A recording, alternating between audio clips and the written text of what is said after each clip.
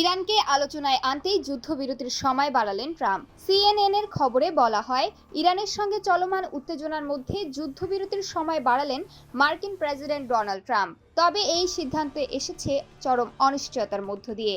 কেন সময় বাড়ানো হলো আর এখন পরিস্থিতি কোথায় দাঁড়িয়ে, জানাচ্ছেন আমাদের বিশেষ প্রতিবেদন। ওয়াশিংটনের হোয়াইট হাউসে জাতীয় নিরাপত্তা দলের সঙ্গে জরুরি বৈঠকে বসেন প্রেসিডেন্ট ট্রাম্প। আলোচনার মূল প্রশ্ন ছিল, ইরানকে নিয়ে পরবর্তী পদক্ষেপ কী হবে। যুক্তরাষ্ট্র আগে থেকেই ইরানকে একটি চুক্তির খসড়া পাঠিয়েছিল, কিন্তু কয়েকদিন পার হলেও তেহরান থেকে কোনো জবাব না আসায় তৈরি হয় অনিশ্চয়তা। এমন পরিস্থিতিতে পাকিস্তানে আলোচনায় যাওয়ার কথা ছিল ভাইস প্রেসিডেন্ট জেডি ভ্যান্সের। তবে ইরানের নিরাপত্তায় সেই সফর নিয়েও দেখা দেয় সংশয়। মার্কিন কর্মকর্তাদের ধারণা, ইরানের অভ্যন্তরীণ কোন্দলই এই জটিলতার মূল কারণ।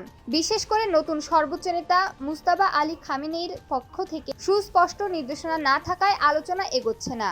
ইউরেনিয়াম সমৃদ্ধকরণ এবং মজুদ নিয়ে সিদ্ধান্ত গ্রহণের ক্ষমতা নিয়েও ইরানের নেতাদের মধ্যে মতবিরোধ রয়েছে বলে ধারণা করা হচ্ছে। এদিকে পাকিস্তান মধ্যস্থতাকারী হিসেবে সক্রিয় ভূমিকা রাখছে।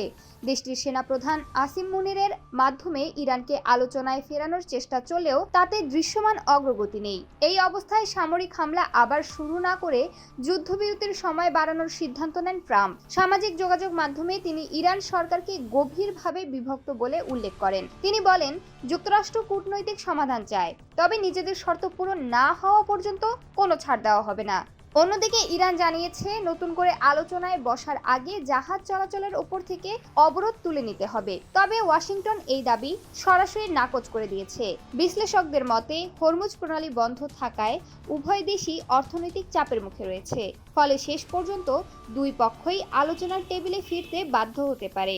সব মিলিয়ে যুদ্ধবিরতির সময় বাড়ানো হলেও অনিশ্চয়তা এখনো কাটেনি। এখন দেখার বিষয়, ইরান আলোচনায় ফিরে আসে কিনা এবং এই সংকট কোন দিকে মোড় নেয়।